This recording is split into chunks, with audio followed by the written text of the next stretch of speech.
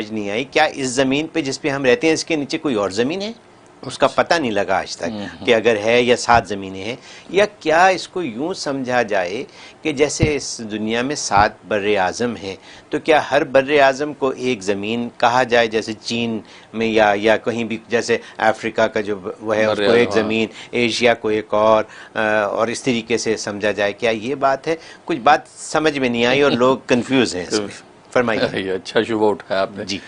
اس میں ایسا ہے کہ اصل میں اللہ تبارک و تعالی، مزے کی بات آج جو سورۃ حامیم سجدہ ہم نے تلاوت کی ہے جی اس میں اس مضمون کو ذکر کیا گیا۔ اچھا ہاں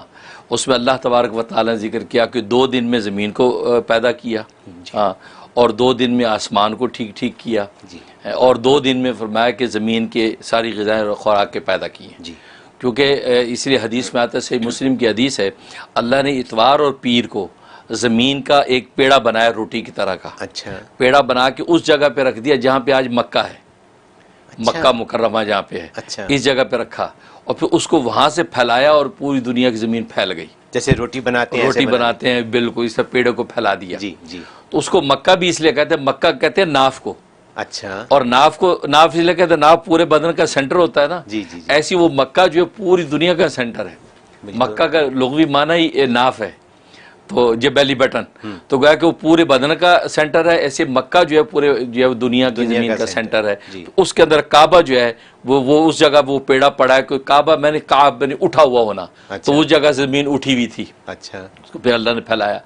تو 2 دنوں میں تو اللہ نے زمین کو اس طرح بنایا، جی اور پھر 2 دنوں کے اندر پھر اس زمین کو پھیلا کے اس زمین میں پہاڑ پیدا کیے، اس میں اقوات جو بتائے اس کو، اقوات سے غذائیں، اللہ نے زمین میں غذائیں رکھیں، جی اس کے پھل پھول رکھے، آبشاریں رکھی، وہ 2 دن میں، وہ منگل اور بدھ تھا، اچھا منگل بدھ میں یہ رکھا۔ جی تو پھر جمعرات اور جمعے کو اللہ نے پھر آسمان بنائے،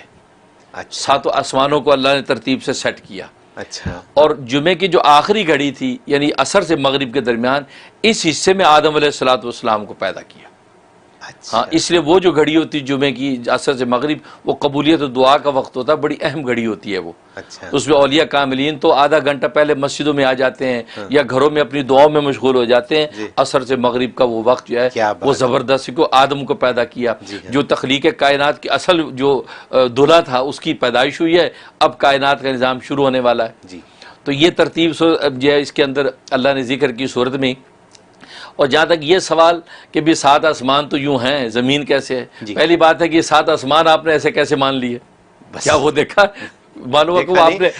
خود ہی مان لی کہ ہاں خود ہی مان لیا کہ 7ویں آسمان کا ذکر ہوتا ہے کہ اللہ آپ کو وہاں پہنچا دے، بالکل بالکل۔ اس پہ چلو آپ نے ایک سینس بنا لی کہ چلو 7 آسمان یوں، حالانکہ دیکھے نہیں، وہ مخبر صادق کی خبر دینے سے ہم نے مان لیا۔ اور مزے کی بات قرآن کریم میں 7 آسمانوں کا ذکر تو بہت ہے، لیکن 7 زمینوں کا ذکر صرف ایک جگہ پر ہے، اچھا صرف ایک جگہ ذکر کہ مثل ہنہ کہہ کے کہ زمین ہے، اس زمین کی مثل اور زمینیں بھی ہیں۔ اچھا اب یہ سوال یہ اچھا شبہ اٹھایا کہ وہ نیچے ہیں یا یہ 7 بر اعظم الگ الگ ہے؟ ہاں بالکل، اصل میں وہ نیچے ہیں،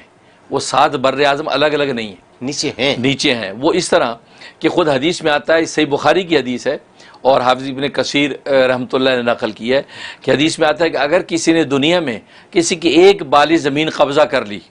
غصب کر لی، تو اللہ تعالیٰ وہ زمین اور اس کے نیچے 7 زمینوں تک جتنی زمین کا حصہ ہے وہ سارا اکٹھا کر کے اس کے گلے میں توق کی طرح ڈال دے گا اور اس کے وزن کو اٹھاتا ہوا جہنم میں پھینک دیا جائے گا۔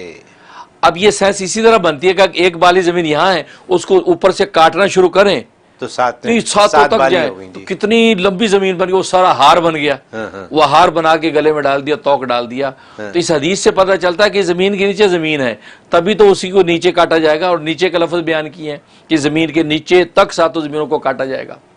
ایک روایت یہ، دوسری ترمذی کی روایت ہے، ترمذی کی حدیث میں آتا ہے کہ یہ اللہ تبارک و تعالیٰ نے یہ جو زمینیں بنائیں، نبی پاک صلی اللہ علیہ وسلم فرمایا کہ اگر کوئی شخص جو ہے وہ اوپر سے پہلی زمین سے نیچے کی طرف کسی رسی کو لٹکا دے، کسی زنجیر کو نیچے کی طرف لٹکائے اور وہ زنجیر نیچے 7 زمینوں تک لٹک جائے، تو فرمایا کہ اللہ کو اس زنجیر کے لٹکے ہونے کا بھی علم ہے، اللہ کو اس کا بھی علم ہوگا کہ یہ نہیں کہ ظاہری والی نظر آئے اور نیچے 7 زمینوں والی نظر آئے، نہیں، اللہ ایسا علیم و خبیر ہے کہ اللہ کو ساری نیچے تک کی لٹکی زنجیریں تک نظر آئے گی۔ اس سے معلوم ہے اس میں بھی نیچے کا ذکر ہے جی اور زنجیر اوپر سے نیچے لٹکائی جا سکتی ہے، یوں پھیلائی تو نہیں جا سکتی بر اعظموں میں۔ تو ان حدیثوں سے معلوم ہوا کہ زمینیں اوپر سے نیچے ہی ہیں۔ اس لیے ایک روایت میں اشارہ ملتا ہے کہ جیسے آسمانوں کے فاصلے ہیں اسی طرح زمینوں کے بھی نیچے سے نیچے فاصلے ہیں۔ ایک زمین سے دوسری زمین تک کا فاصلہ 500 سال کی مسافت ہے۔ جیسے آسمان کا فاصلہ 500 سال کی مسافت ہے، ایسے زمینوں کا بھی فاصلہ 500 سال کی مسافت۔ اس کے بعد دوسری زمین کا 500 سال، اس طرح 7 زمینوں تک آپ چلے جائیں، اتنی گہرائی ہے زمین کی اصل میں۔ 3500